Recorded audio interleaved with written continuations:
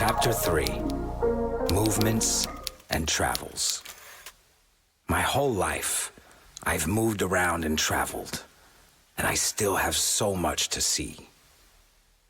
There's nothing to me like the joy of discovering a new place, new faces and different cultures.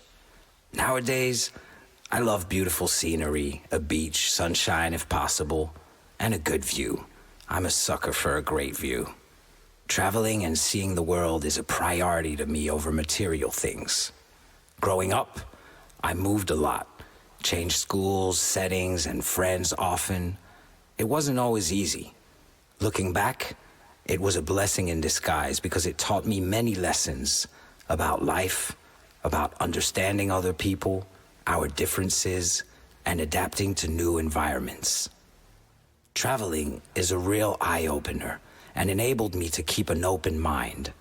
I had a bigger view of the world from an early age. I wish everyone could get to travel and see the world.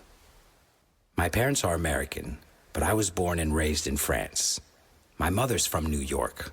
My father was from San Francisco, but I grew up near Paris.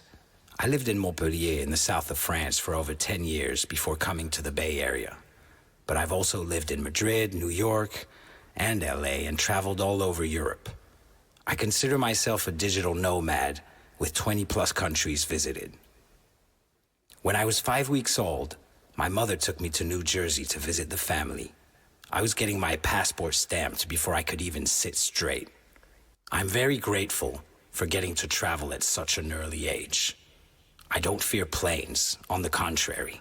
I enjoy flying because it means visiting new destinations or going back to visit a place I love. My mother was pursuing a singing career at the time, so she moved around a lot for work. Since it was just the two of us in my early years, I would accompany her along as she traveled to give a workshop or a concert. These are great memories. She specialized in early classical music. Living in France and Europe, she would do shows and workshops in old churches and castles.